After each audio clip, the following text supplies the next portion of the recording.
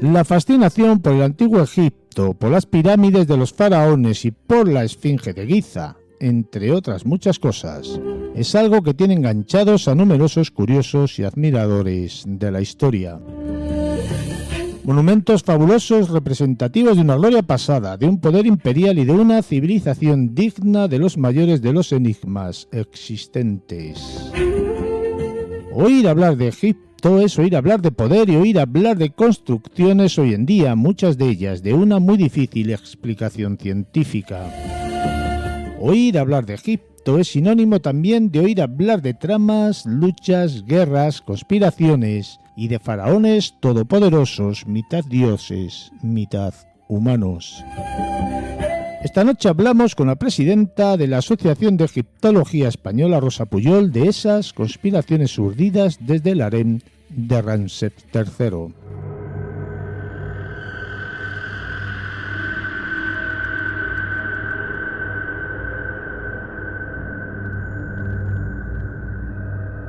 Creadores de la humanidad. Rosa, buenas noches, bienvenida, ¿cómo estás? Buenas noches, Juan Carlos. Vamos a irnos a Egipto, evidentemente, y vamos a irnos al plano de las conspiraciones, ¿no? Y vamos a hablar de alguien que a lo mejor no es tan conocido. Vamos a hablar nada más y nada menos que de las conspiraciones del harén de Ramsés III, Rosa.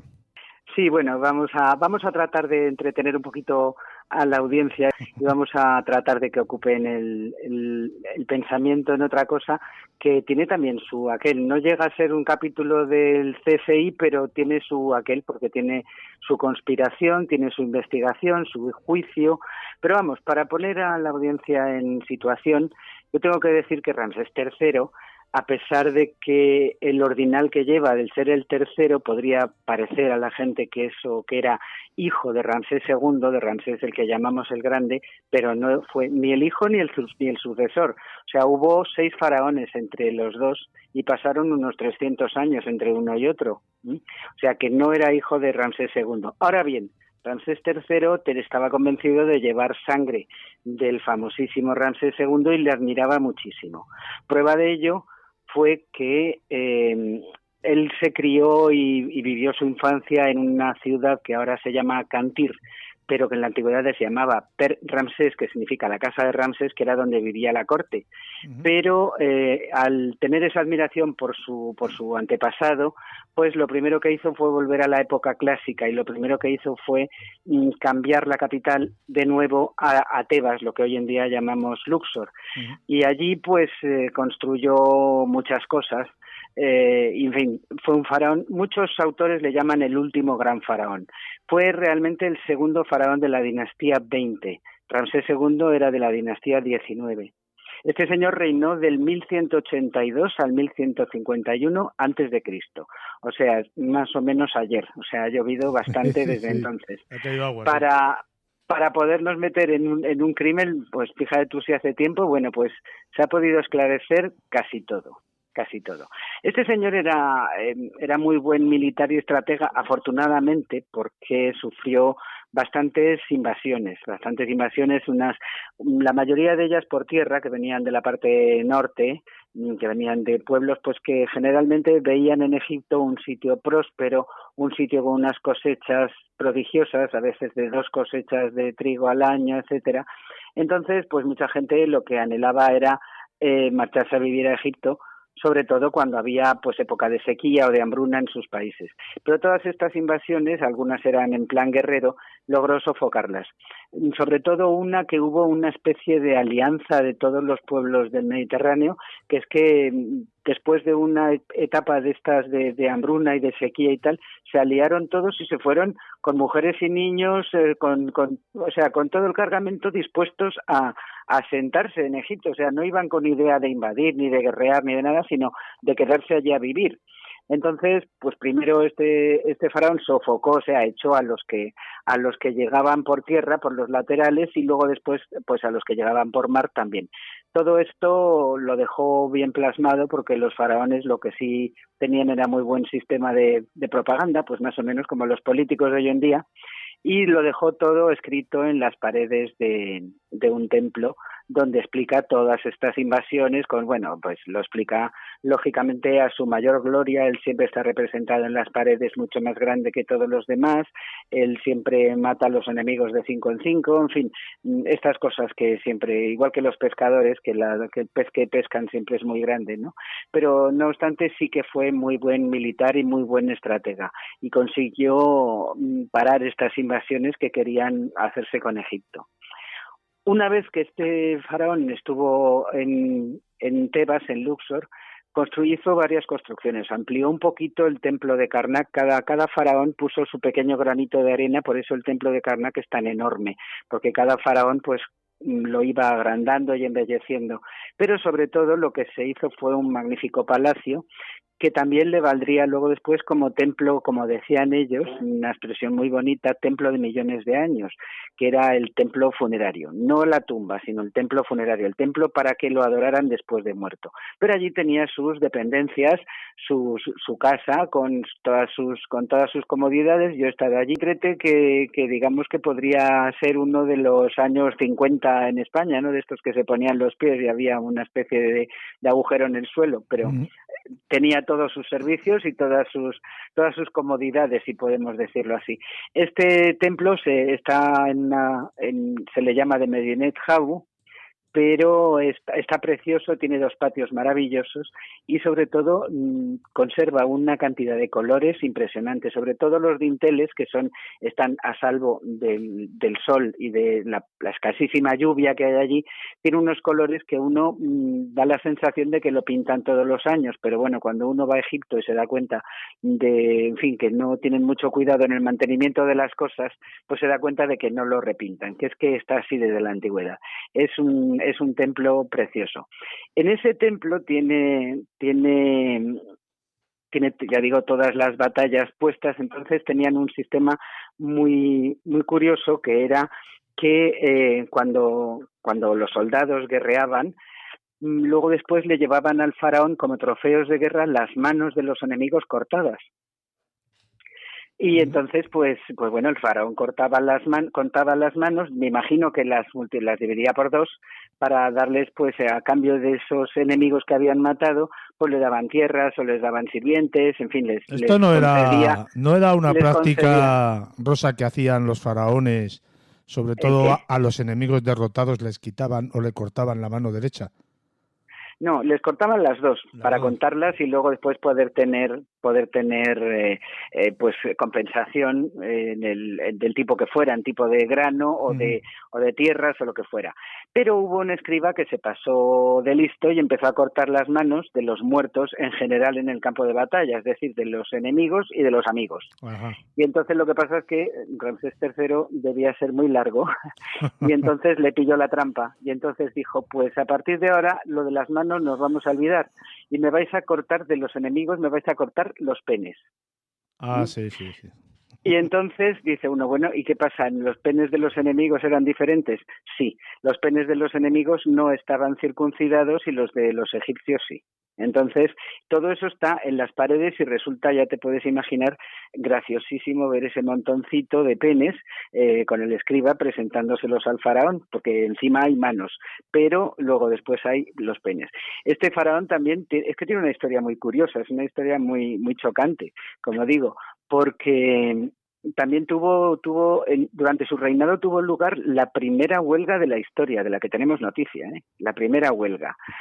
Esta huelga se la montaron los trabajadores los artesanos que estaban en la orilla izquierda, un terreno muy desértico y muy desolado.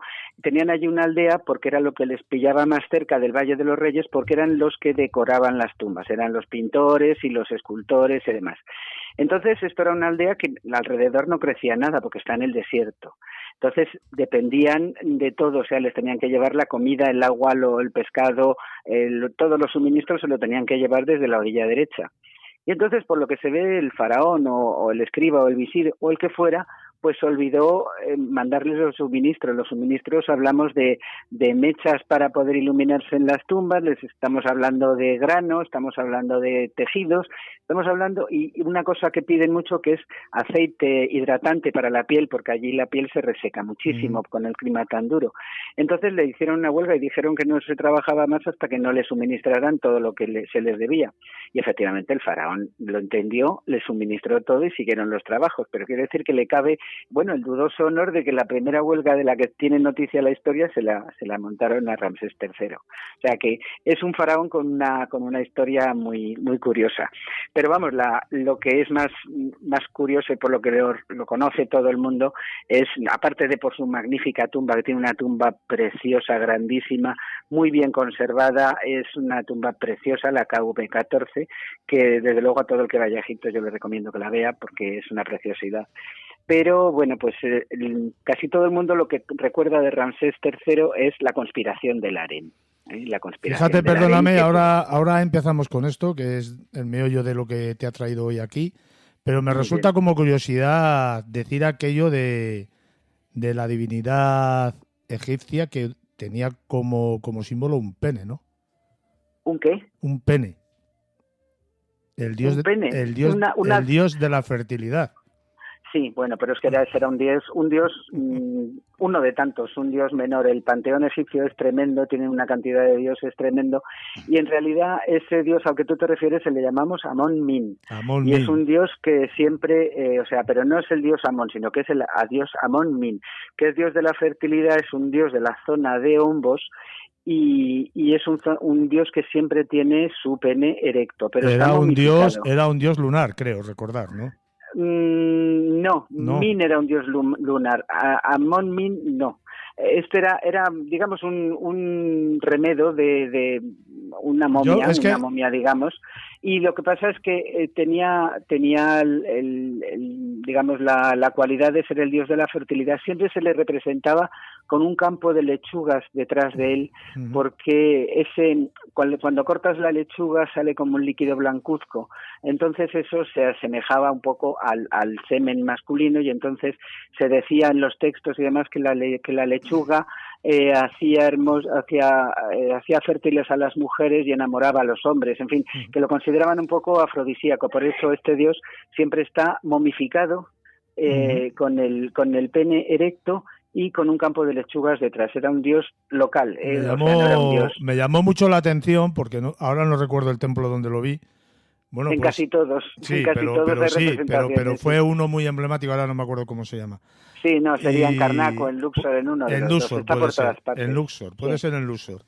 Y me llamó mucho la atención que, bueno, las mujeres pues tenían, pasaban por allí y era como una tradición el tocarlo, porque estaba esculpido y claro, yo me llamó muchísimo la atención porque estaba negro de las cantidades, de la cantidad de manos que le habían tocado. Claro, es una pena, pero los guardianes que están allí, pues realmente no tienen ni idea de lo que están vigilando, ni de lo que están cuidando, ni de lo que tienen entre manos.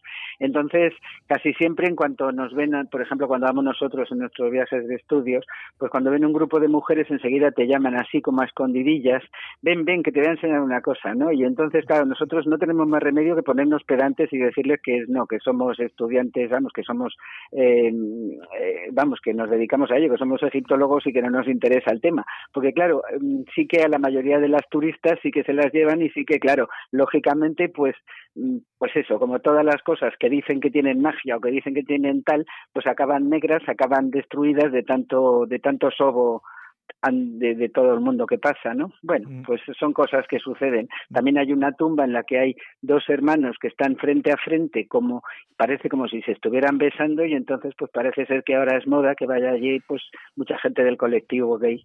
Bueno, pues muy bien, pero eran hermanos. Bueno, no era como una cosa anecdótica que me pareció muy curioso en su momento, ya que hemos hablado pues de los penes que cortaba este buen señor, pues como que venía un poquitín ahí a colación. Vamos, si quieres, a ese tema de las conspiraciones del harén del señor Ramsés III. el señor Ramsés III tenía su esposa principal, a la que generalmente se le llama la gran esposa real. Nunca hablamos de reina, hablamos de gran esposa real, porque el rey era él generalmente. También hubo reinas, pero en este caso él era el rey, ella no tenía ningún título. La esposa titular, por decirlo así, se llamaba Isis, y él tenía varios hijos con ella. Entonces, pero también tenía un montón de esposas secundarias, tenía un harén tremendo de esposas tanto egipcias como extranjeras, porque muchas veces pues se casaban con extranjeras por temas políticos, para hacer tratados con los países limítrofes, etcétera. Entonces tenía muchas otras esposas. Una de ellas, de las más importantes, se llamaba Tigi, y esta es la protagonista de la conspiración. ¿Qué pasaba? Que Tigi también tenía hijos con el faraón, y su aspiración era que el heredero fuera el hijo de ella, cuando en realidad le correspondía al primogénito de la gran esposa real, de la esposa titular. El futuro faraón debía ser Ramsés IV y el hijo de la esposa real. Pero esta señora pues se empezó a hacer ilusiones y empezó a maquinar en la sombra, ¿no? Entonces empezó soliviantando a las mujeres del harén. A decirles a las mujeres del harén, pues podíamos hacer esto porque tiene que ser mi hijo el que gobierne y tal y tal. Entonces, claro, las mujeres del harén pues tenían, no solamente estaban con el faraón, sino que pues eran mujeres, se supone que jóvenes y bellas y demás. Entonces, pues estas señoras, pues que gracias a sus encantos, etcétera, fueron haciendo partidarios de esta conspiración, pues entre militares, entre escribas, entre oficiales de la corte y demás. Entonces, todo este colectivo de gente que se confabuló contra el faraón, pues tenían el objetivo de derrocarlo en el poder. Bueno, realmente lo que querían era degollarlo. Y también al príncipe heredero, con el fin de que entonces, pues de alguna manera que corriera el escalafón y poder colocar al hijo de Tigi al frente del país. Bueno, pues lo que pasa con todas las cosas. Mucha gente, en un secreto siempre hay alguno que se va de la lengua. Entonces hubo alguna indiscreción que, bueno, pues había corrillos por el palacio, había secretitos y tal, y entonces pues alguna indiscreción hubo que frustró las maquinaciones de Tigi, que fue descubierta y apresada. Fue apresada junto con su hijo, que le vamos a llamar Pentaur, porque es como le llama a todo el mundo, pero ese no es su nombre. O sea, él tenía otro nombre, pero ya os diré por qué. Y junto con todos los conspiradores. Se dice, hoy en día están diciendo que sí, que lo llegaron a cortar el cuello y que murió de la herida, pero hasta ahora no había quedado claro. Casi siempre se pensó que Ramsés II no murió de la conspiración, pero que murió un poquito después. Murió ya con más de 60 años, lo cual era todo un récord porque la esperanza de vida era unos 40 y tantos años en Egipto. Entonces su hijo Ramsés le sucedió en el trono. Por esta conspiración se juzgó a unas 40 personas entre los cuales estaban las mujeres del harén, los oficiales, los militares, los escribas, todo el mundo que estuvo en esta revuelta fue juzgada. ¿Por qué lo sabemos? Pues lo sabemos porque queda registro del juicio con todo lujo de detalles en un papiro que se guarda en el Museo de Turín y que se llama, por tanto, el papiro jurídico de Turín. Ahí están los nombres de todos, las penas a las que fueron condenados. Bueno, las penas fueron casi unánimes, casi todos fueron condenados a muerte, pero además que tenían que clavarse la daga o tenían que beberse el veneno o lo que fuera en la propia sala del juicio, o sea, se les condenaba a muerte y allí mismo matarile y sin más. En cambio, a la conspiradora, Tigi no confesó nunca, pero todos los indicios hacen pensar que fue ella la culpable de urdir toda esta trama. Ella y su hijo les concedieron, por tener carácter, por ser de la realeza, pues tuvieron el privilegio de poderse suicidar en la intimidad, digamos, en su celda o en su cámara o lo que fuera. Entonces, solamente hubo una persona de los 40 implicados que salió libre. Por tanto, nos imaginamos que el que salió libre, ¿quién fue? Pues el chivato, así de claro, ¿no? Este señor salió libre. Creo que le cortaron las orejas o alguna cosa así, pero salió libre. Entonces, todo esto nos da lugar a ver que no, en primer lugar, que no hay nada nuevo bajo el sol. Os decía que el hijo que quería reinar se llamaba Pentaur. Pentaur significa esta tierra grande en egipcio. Pero este no es el nombre. En el papiro jurídico se le llama el así llamado Pentaur, o sea, quiere decir que no era su nombre.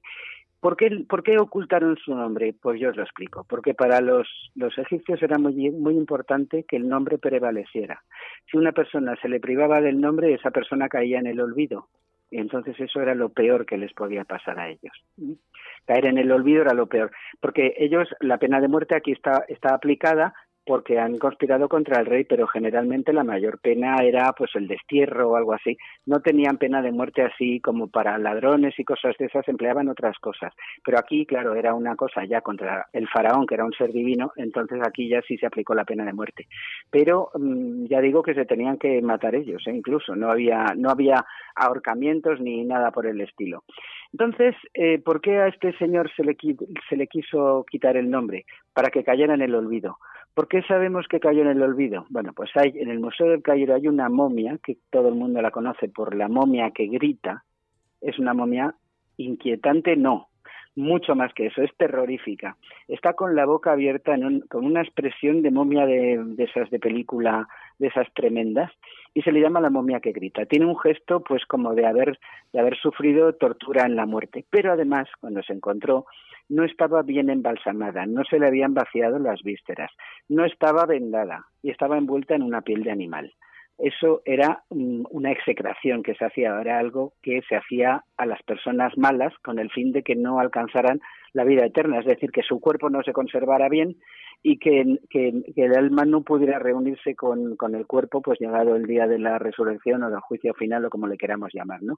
Es decir, si uno no tenía cuerpo no podía unirse a los dioses. Por tanto, esta momia que grita, se han hecho las pruebas de ADN y como de Ramsés III sí que tenemos la momia, pues efectivamente las pruebas de ADN han dado que Pentaur era hijo de Ramsés III. Lo que no era hijo era de la gran esposa real. Y a la gran esposa real Tigi, pues suponemos que también murió, o la mandaron, la ejecutaron, pero tampoco tenemos noticia de su momia ni nada de eso. Pero sí que hay una tumba en el Valle de las Reinas, que es de una reina, que no la llaman Tigi, la llaman Titi, que aparentemente pudiera ser la tumba de esta reina, pero tanto en el palacio de Ramsés III como en esta tumba y demás, casi siempre los cartuchos de estas esposas aparecen en blanco. Por tanto, no tenemos manera de saber si era la una o la otra.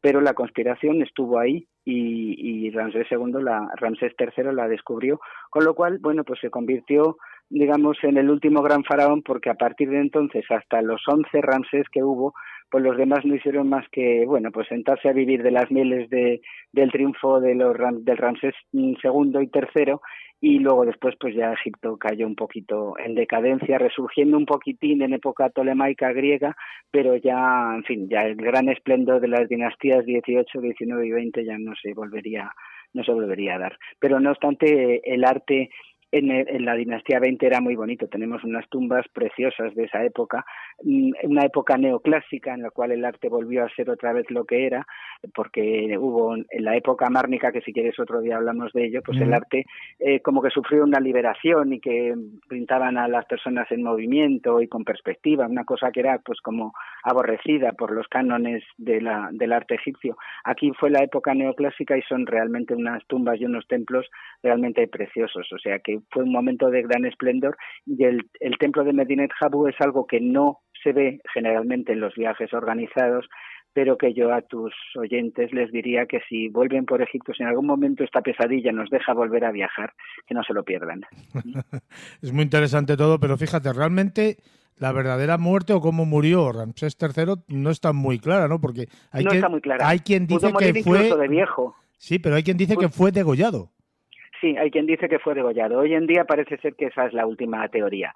Yo no lo sé. Desde luego, la momia, sí que tenemos la momia. En la momia se ve que era una persona mayor un poquitín obesa, o sea, se le ve que era una persona fuerte, tiene así como como mucho cuerpo para ser una momia, o sea que debía ser una persona un poquito gruesa, y sí, se le ve mayor. Lo que no son capaces de decir, sí que parece que tiene un corte en la garganta, pero no se sabe si ese corte le ocasionó la muerte o le puso enfermo y murió a los 3 días, eso tampoco lo sabemos.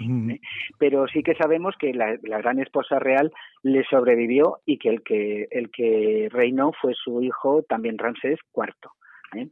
Y la otra pues desapareció con su hijo conspirador, y ya te digo, todo el juicio es interesantísimo porque da el nombre y la profesión de todos, absolutamente de todos. O sea, hay hombres y mujeres juzgados, o sea, hay de todo, porque las mujeres tenían el mismo estatus que los hombres, tanto para lo bueno como para lo malo. Sí. Bueno, Ramsés IV, cuando acaba el juicio, es cuando accede... Cuando sucede a su padre, ¿no? Y estos castigos están recogidos en un papiro, ¿no? Judicial, en el papiro judicial de Turín, quiero recordar. El papiro jurídico de Turín, es un papiro largo y que cuenta todo. Bueno, es que la verdad es que los papiros son todos muy largos. Hay papiros que tienen 20, 35 metros, o sea, es tremendo. Las exposiciones de papiros pues son para pasarse un mes allí con los diccionarios traduciendo, pero en fin, casi preferimos hacerlo en el ordenador, es más cómodo, por lo menos podemos estar sentados. Hoy en día sí. Pero fíjate que dentro de todas estas conspiraciones que hacían con el harén también había temas de la magia, ¿no? De magia negra, a lo mejor. Bueno, sí, porque también trataron de suprimir al faraón también por medio de magia. O sea, todos los magos que estaban en la conspiración, que también había, también se pusieron a ello, pues por medio de textos y por medio de bueno, pues casi, no era exactamente vudú, pero casi, o sea, lanzándole una especie de conjuros mágicos, de males de ojo, de objetos potencialmente dañinos, etcétera. O sea, trataron también, porque ellos creían mucho en la magia, eran muy supersticiosos, y entonces eso también les hacía mella. Es decir, yo no sé si moralmente eso también le hizo mella, porque lo que pasa es que ya era una persona ya muy mayor cuando pasó todo esto, y ya suponemos que era una persona ya un poquito cansada con todas las guerras que había vivido y demás, ya tampoco tenía demasiadas ganas de pelear, ¿no? Y además, pues ya digo que una persona de 60 años en el Antiguo Egipto es como una persona de 95 hoy en día. Lo que sí que está claro es que este faraón no murió antes del juicio, sí durante el juicio, ¿no? Murió, yo creo que murió durante el juicio. Eso es lo que dicen los escritos que hay por ahí, o por lo menos donde yo creo que murió durante el juicio. Por eso decimos que no se sabe si fue de resultas de que finalmente sí que le lograron cortar el cuello o simplemente le hicieron una herida, pero sí que murió durante el juicio. Y allí los juicios no tardaban tanto como tardan hoy en día, que se espera 1 o 2 años hasta que sale el juicio. Allí los juicios eran casi sobre la marcha. O sea que... Pues esta es la historia de Ramsés III. Sí, pero tengo entendido que este hombre duró muchísimos años, como tú bien has dicho, para la época era una gran cantidad de años la que vivió, pero creo que el faraón, el anterior, no el anterior, el que lleva el número anterior a él, Ramsés II, es el que más vivió, ¿no? Ramsés II se cree que murió con 92 años. Con 92 años y reinó... 92 años de entonces. Y tiene una momia que está espléndida. La momia está estupenda. Pero que reinó durante 60 años o no sé cuánto... Reinó durante 60 años, sí señor. Y tuvo como unos 120 hijos, una cosa así. Por Nada, una tontería, ¿no? De hijos. Una tontería. En el templo de Luxor, bueno, en muchos templos están los hijos de Ramsés II. Y los hijos de Ramsés II parece una procesión de Semana Santa. O sea, son interminables. A ver, es que 120 criaturitas, madre mía. Figúrate, o sea, un prolífico tremendo. Para la época tremenda. Yo creo que medio Egipto era descendiente de Ramsés II, claro. Bueno, lo bueno que tenía Ramsés II, que otro día podíamos hablar de él, es que era de los pocos que empezó a conservar todo lo que habían hecho los anteriores sin destruirlo. Porque hasta el momento los demás, si no estoy yo equivocado, los demás destruían lo del anterior y empezaban a construir desde cero prácticamente. Algunos sí, otros no. Pero sobre todo Ramsés II lo que tuvo fue un hijo, que era el cuarto, que en algún momento fue el heredero, porque Ramsés II le pudo heredar su hijo 14º, porque los 13 anteriores habían muerto antes que el padre. O sea, imagínate la edad que tenía el padre. Pues su cuarto hijo, que llegó un momento en que era el príncipe heredero, pero no le gustaba mucho a este hijo, no le gustaba mucho el regentar el país y demás, él iba más Por otro lado, a él lo que le gustaba era restaurar los monumentos antiguos, es decir, le llamamos el primer egiptólogo, al cuarto hijo de Ramsés II. Y este sí se dedicó a restaurar los monumentos que estaban dañados, a poner inscripciones, a poner los nombres de los sitios donde se habían borrado para que quedara la memoria. Incluso en la tumba de este hijo de Ramsés II apareció una figurilla de un príncipe de la cuarta dinastía, o sea que lo estaba guardando como nosotros diríamos, tengo una antigüedad en mi casa, ¿no? Porque, claro, en la época de Ramsés II, hacia el 1200 y pico antes de Cristo, pues las pirámides que eran del 2400 eran más viejas que para nosotros, pues yo qué sé, no te voy a decir la Catedral de Burgos, el Foro de Roma, ¿no? Era mucho más antiguo para ellos que para nosotros ahora son esas cosas. Entonces, claro, él dice, además él siempre lo pone, que aquí estuvo, puso aquí un nombre porque amaba mucho las obras de sus antepasados y tal. Hay una pirámide en Giza que tiene una inscripción de este príncipe que ponía esto. Y este príncipe lo que le gustaba era ser diplomático, o sea, ser el emisario de su hijo en países extranjeros, concertar matrimonios, organizarle los festivales de regeneración al padre por todo el país. Es decir, era un diplomático, un embajador estupendo, pero no le gustaba gobernar el país. No tuvo ocasión porque también murió con 50 y tantos años y pasó al siguiente y al siguiente, o sea, al final el que le sustituyó a Ramsés II era el hijo número 14. Bueno, pues hasta aquí hemos llegado hoy. Lamentablemente el tiempo es el que es, ya lo sabemos. Y bueno, vamos a mencionar esa asociación que tú presides de egiptología española que se dedica a hacer y a viajar, como bien has dicho, aunque ahora lamentablemente no se puede, pero también hacéis cursos y conferencias y charlas e historias de estas, ¿verdad? Bueno, la Asociación Española de Egiptología llevamos 30 y tantos años, por lo tanto somos la institución decana en España dedicados a la divulgación de la egiptología y bueno, pues tenemos una página web que cualquiera puede acceder a ella poniendo Asociación Española de Egiptología, les va a salir nuestra página web.